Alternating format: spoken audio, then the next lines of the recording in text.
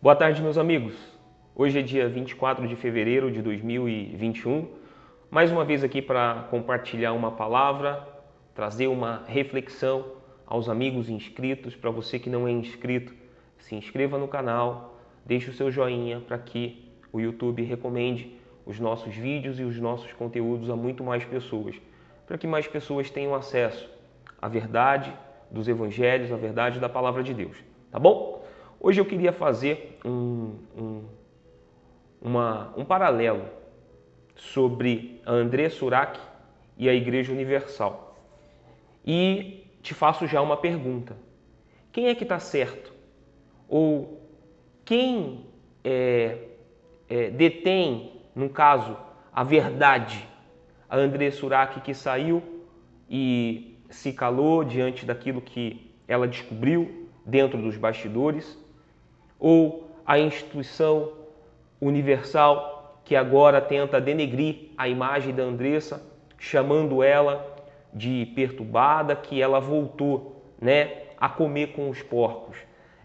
O que eu digo é o seguinte, tanto uma quanto a outra tem a sua parcela de culpa.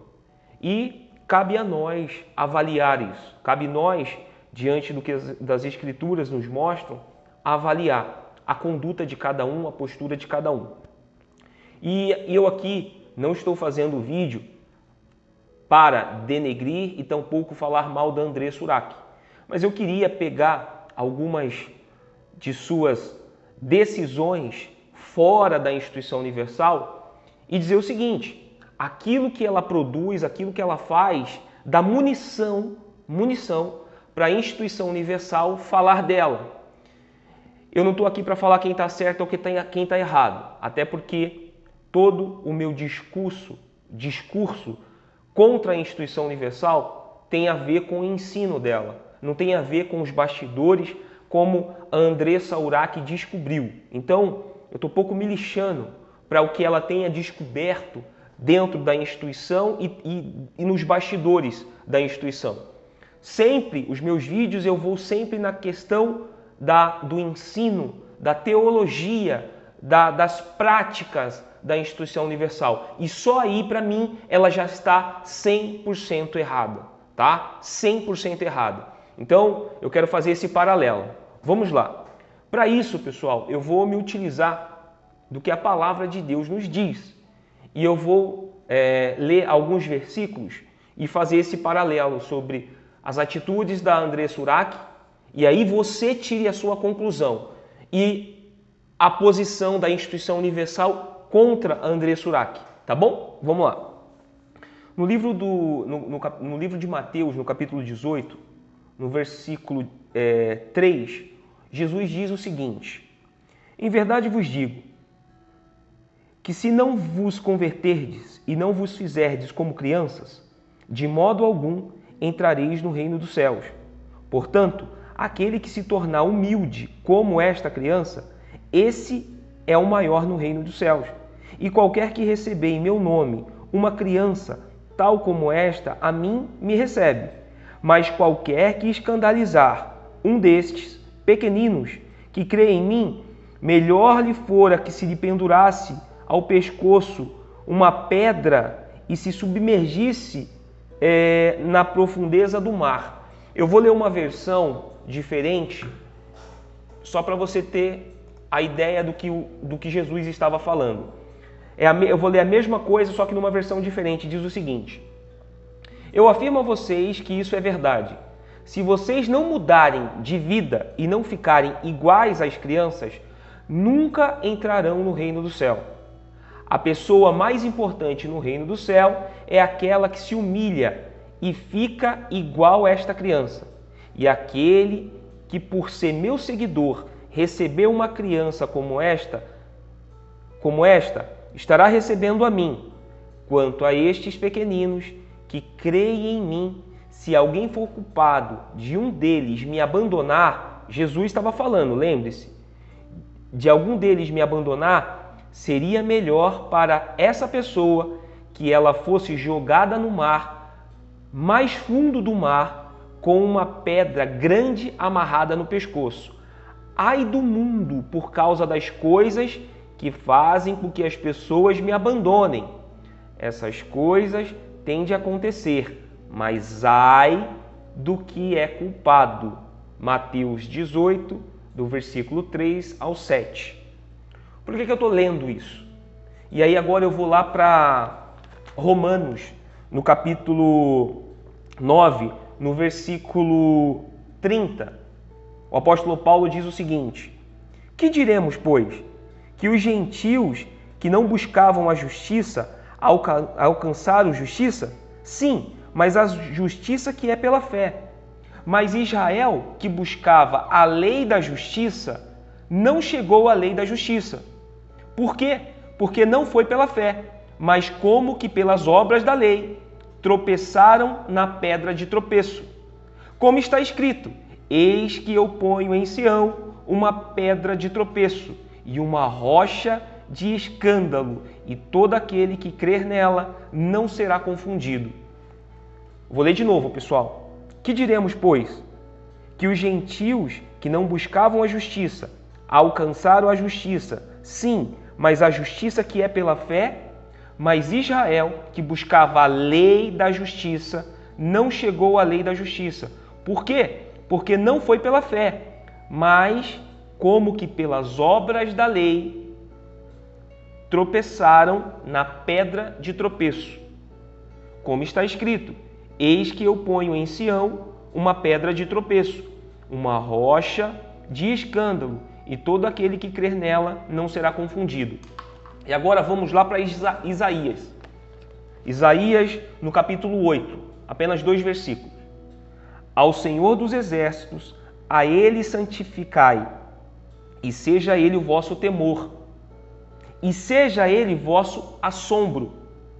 Então Ele vos será santuário, mas servirá de pedra de tropeço e de rocha de escândalo, as duas casas de Israel, de laço e rede, aos moradores de Jerusalém. Essa pedra de tropeço aqui, ela faz uma referência diretamente ao Cristo, ao próprio Senhor Jesus Cristo. É como se Jesus fosse pedra de tropeço para os gentios, para aqueles religiosos que baseavam a sua fé, a sua doutrina naquilo que eles faziam. Então, eles observavam a lei de Moisés e eles impediam de que as pessoas se achegassem a Cristo, criando uma série de situações e barreiras para fazer com que as pessoas dependessem das suas obras, dependessem daquilo que elas fariam ou do que elas faziam para se manter essa santidade. Eu já falei em outros vídeos aqui sobre essa situação de nós medirmos a nossa espiritualidade por aquilo que fazemos e somos orientados por esses lobos devoradores. Então, o apóstolo Paulo diz o seguinte: porque não foi pela fé, mas como que pelas obras da lei, tropeçaram na pedra de tropeço. O que seria a pedra de tropeço?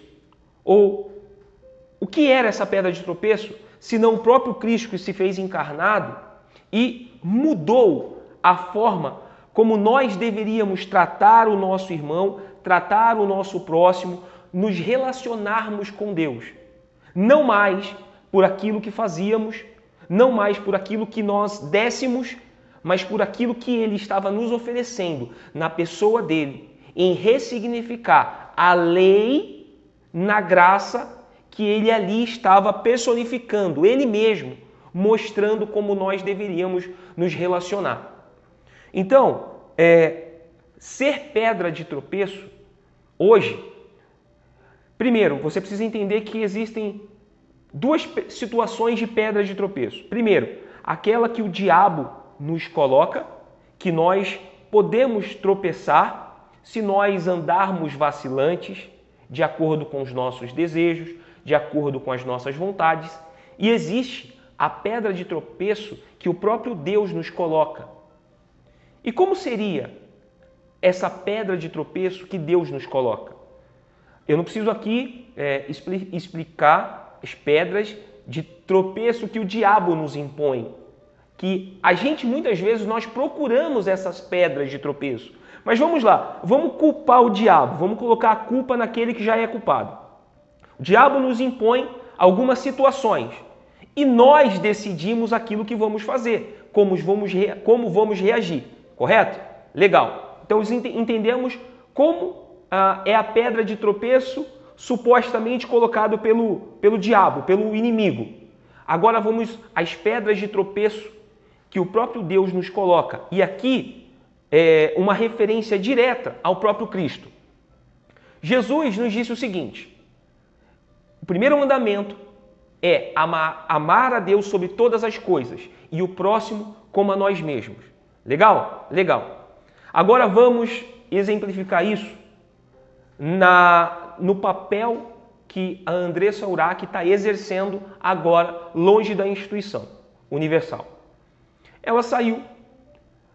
Eu, particularmente, fiquei muito contente com a decisão dela de sair, mas quando eu fui vendo algumas situações e principalmente algumas falas dela, da Andressa, com relação à instituição e aos bastidores, aquela alegria que eu havia sentido quando ela saiu já não se tornou mais em alegria, mas se tornou numa curiosidade, vamos dizer assim, de saber como ela iria viver a vida dela aqui fora, ou as coisas que ela faria.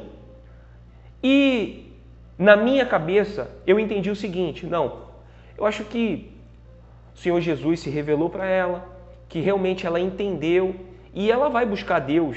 Não existe uma forma de se buscar Deus. É como eu falei no vídeo anterior. Se busca a Deus, ou o próprio Cristo nos orientou, que chegaria um tempo que buscaríamos Ele em espírito e em verdade. E o espírito em verdade tem muito mais a ver com como eu me coloco para buscá-lo, como eu sirvo a Ele, como eu creio nele, como eu busco a verdade dele, como eu exerço a verdade dele na minha vida prática e no meu relacionamento com as pessoas. E aí, olhando para algumas decisões da Andressa Urach, o que eu comecei a perceber? Eu estou de fora, tá, pessoal? Eu não conheço a mente dela e nem o coração dela, nunca conversei pessoalmente com ela. Mas existem alguns indícios que nos mostram um pouco dela estar sendo esta pedra de tropeço para um grupo de pequeninos. Por quê? Aí eu vou falar por quê. Eu vou colocar na descrição deste vídeo, lá embaixo, uma reportagem que eu li ontem, onde ela diz o seguinte. Eu vou colocar e aí você clica, você vai ver o vídeo, mas dá uma clicada e vê sobre essa reportagem que ela deu para o SBT de Minas Gerais. Tem uma parte lá que ela diz o seguinte: falando em velha, a nova Urach, a modelo dissertou sobre as críticas que vem recebendo de sua fã base religiosa. A minha fé continua a mesma e eu continuo acreditando em Jesus, acima de qualquer coisa. Mas as pessoas têm uma imagem assim: crente não pode ter maquiagem, tem que usar roupa tapando tudo, não pode pintar o cabelo, não pode usar esmalte colorido, você tem que ser toda apagada. Isso é religiosidade. Crente até o diabo tem. Então, assim, a mesma Bíblia que coloca todas as regras tem como prioridade amar o próximo. Então, se eu te amo, eu não vou te julgar, porque senão um dia ele vai te julgar. Ela coloca algumas situações como religiosidade. Eu concordo com ela em partes, mas vamos lá. Primeiro, a questão não é maquiagem, tão somente ou diretamente.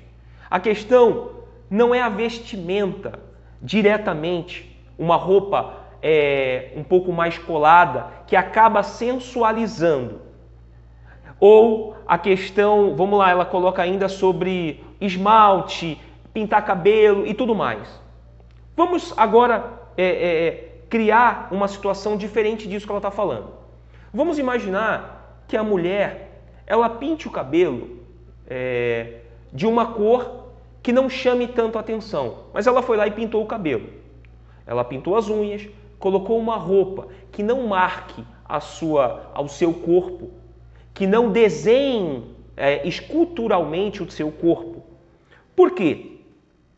Jesus disse, o primeiro mandamento e grande mandamento é amar a Deus sobre todas as coisas e o próximo como a ti mesmo.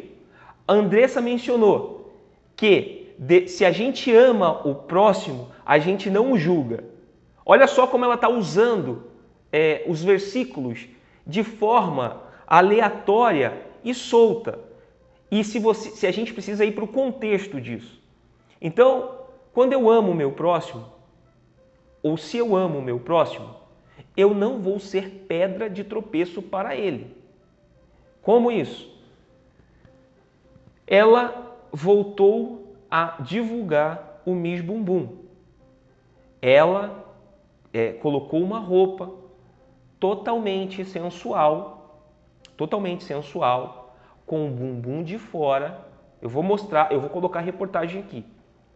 E fez um ensaio fotográfico para divulgar a questão do Miss Bumbum. Aí a pergunta que eu faço para a Andressa e para você que está me assistindo é: como isso não é ser pedra de tropeço para uma população ou para um povo ou para um país que tem visto a promiscuidade, tem visto toda a sensualidade sendo divulgada na TV, nas rádios, em tudo que você possa estar inserido. Você vai andando nas ruas, a questão da vestimenta, microvestimenta. A pergunta que eu te faço é: o que isso provoca no homem? Vamos lá, eu não vou falar nos homens. Quando eu vejo uma mulher sensual ou sensualizando, você acha que eu penso em quê? Você acha que a minha mente vai aonde? Então, querida Andressa, quando você fala que aquele que conhece de Jesus de verdade não julga o seu próximo, Jesus também está mandando a gente amar o nosso próximo e não ser pedra de tropeço. Eu acho que quando você quer se utilizar das coisas que você gosta, que você tem esta vaidade, tá? Você quer mostrar o teu corpo, você quer divulgar o seu trabalho, é um direito teu, ninguém pode vir aqui opinar com relação a isso. Mas o seu discurso sobre amar, assim como nas regras, então, se eu te amo, eu não vou te julgar. Palavras da Andressa. Se eu te amo, eu não vou te julgar. Mas como eu posso ver você fomentando o desejo de homens casados, homens solteiros, adolescentes, mulheres? Como eu posso ver você alimentando isso, esse desejo? E eu posso achar que com isso eu estou amando o meu próximo. Não se trata agora de julgar, se trata de não ser pedra de tropeço para essas pessoas. Eu não posso ser pedra de tropeço. Eu tenho que agir e viver a minha vida de uma forma que eu não escandalize aos pequeninos. Existem pessoas que vão se inspirar naquilo que você faz, naquilo que você é. E o que a palavra de Deus nos manda ser é santos, separados. Eu acho que quando a gente deseja muito agradar a Deus, a gente se policia nas coisas que a gente faz. Por exemplo, eu vou dar um exemplo meu aqui agora. Eu gosto de cerveja, porém não bebo mais cerveja. E muitas vezes eu fui para determinados lugares, ambientes de poucos amigos, uma confraternização, que estava rolando a cerveja.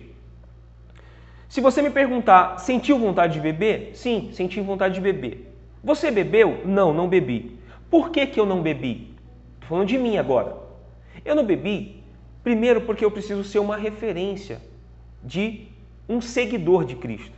E aqui eu não estou falando de ser religioso.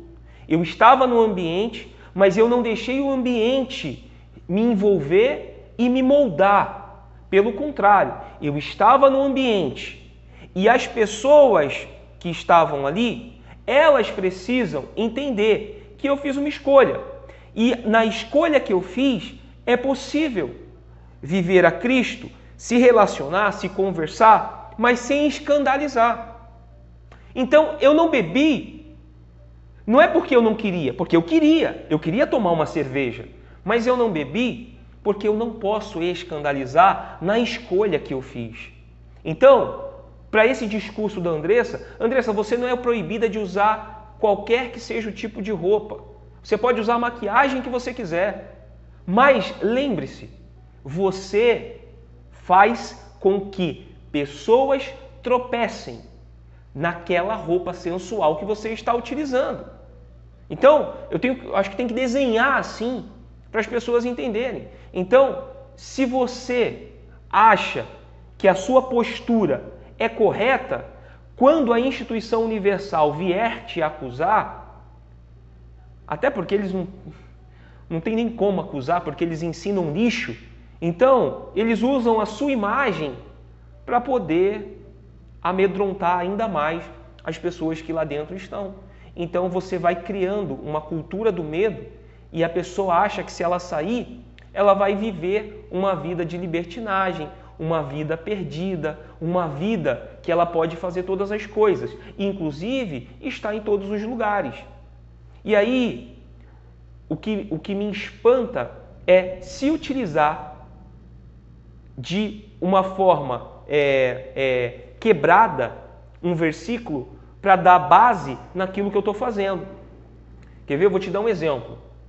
Eu estava num ambiente, sei lá, numa lanchonete, numa pizzaria, num momento com a família, de festa e as pessoas bebendo, me é oferecido e eu falo não, obrigado. Vontade? Eu tô. Mas eu falo não. Porque senão, sabe o que eu faço? Eu vou abrir uma legalidade para que, por conta do meu trabalho, eu posso estar todos os anos cobrindo, por exemplo, os desfiles de carnaval. Não, mas é o meu trabalho. Eu tenho que estar lá no meio lá para fazer o meu trabalho, porque eu preciso levar o alimento para casa. Então é um discurso que eu abro para dar base naquilo que a minha carne pede. Então a minha carne pede e clama pelo pecado, pela promiscuidade, pelas vaidades, pelos desejos. E eu estou unindo o útil ao agradável, entende? Eu pego o meu trabalho, falo, não, o meu trabalho, Deus entende. Só que a gente tem que se moldar ao Evangelho. E não o Evangelho se amoldar ou moldar a minha forma de viver. Eu tenho que ser diferente. Eu tenho que ser diferente. Você tem que ser diferente. Porque senão, aí a gente vai dar margem para ser pedra de tropeço para as pessoas. E Cristo aqui é a pedra de tropeço para a gente. Por quê? Não que ele tenha errado, mas ele colocou um padrão que nós devemos seguir ao padrão dele. Nós temos o padrão de Cristo. E esse padrão, se eu não chego mais próximo dele, eu estou tropeçando. Eu tenho que ser semelhante a Cristo. Importa que ele cresça e eu diminua. E não o contrário. Agora, ele tem que se amoldar a mim, porque eu gosto de usar roupas sensuais, que se dane o meu próximo. Que se dane se ele me deseja. Que se dane se ele me quer. Que se dane se ele pensa em mim. Então, com isso, faz um comparativo agora com relação à vestimenta com que ela se apresentou agora para a divulgação do Miss Bumbum, para, por exemplo, a Anitta que canta funk. Qual é a diferença? As duas são sensuais. As duas estão se insinuando, mostrando o corpo, apelando para os olhos dos homens. Como que você vai divulgar o Miss Bumbum sem estar fomentando o desejo dos homens, os pensamentos lascivos, a promiscuidade, a sexualidade? Ou você vai ver o bumbum das mulheres, ou você vai ver muitos bumbuns de mulheres pensando num aipo, numa cenoura, num tomate. Não, querido. Você vai deixar aflorar a sexualidade que existe em você. Os seus pensamentos vão ser diversos. Eu falo porque eu fui escravo da pornografia por muitos anos da minha vida. Então, eu sei o que eu tive que cortar para poder vencer a minha dependência da pornografia. Eu sei contra o que eu tive que lutar. E não era diabo, era eu.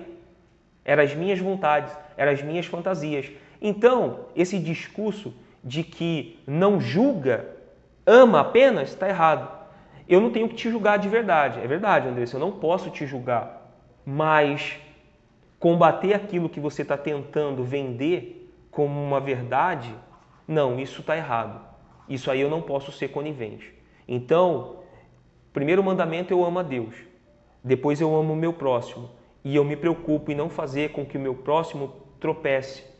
Para que eu não escandalize aquilo a que eu fui chamado, que é falar do amor de Cristo. Falar da salvação, do plano de salvação de Jesus para com todos, que se sujeitem a viver uma vida em santidade.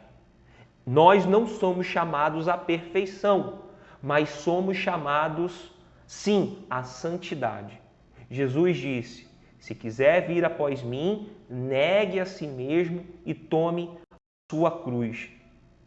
Então, a cruz, pessoal, tem a ver com renunciar às minhas vontades, os meus desejos, as minhas vaidades, aquilo que me traz, de certa forma, prazer em receber elogios, curtidas e muitos fios. Então, eu me volto para Cristo e falo, Senhor, eu sou esse depravado, mas eu quero agradar ao Senhor e não ser pedra de tropeço para os pequeninos. Então, mas por que ela faz isso? Porque ela foi ensinada na instituição universal que a fé e espiritualidade dela estava naquilo que ela dava, nas ofertas que ela dava, nos dízimos que ela dava, no sacrifício que ela dava, nos dias que ela estava na igreja. Tiraram dela a humanidade, que, de certa forma, nós não conseguimos e não podemos matar a nossa humanidade porque vivemos no mundo. Mas precisamos viver essa transcendência. E saber viver essa transcendência de transformação de um ser humano normal para um ser humano espiritual, sem que o espiritual mate completamente o humano. A gente precisa viver um equilíbrio e precisa saber que estamos sendo instrumentos nas mãos de Deus e estamos sendo um expoente para que mais pessoas ouçam e vejam a verdade que há em Cristo Jesus. Então, que Deus possa abençoar cada um de vocês e que vocês possam tirar suas conclusões. Não estou julgando a Andressa, mas as atitudes e as coisas que ela está fazendo denunciam aquilo que ela está tentando mostrar ser o contrário. Então, quem sou eu para julgá-la? Eu não posso, eu tenho que avaliar minha vida. Mas não dá para ficar calado diante de uma situação dessa. Tá bom? Que Deus abençoe a todos e até uma próxima.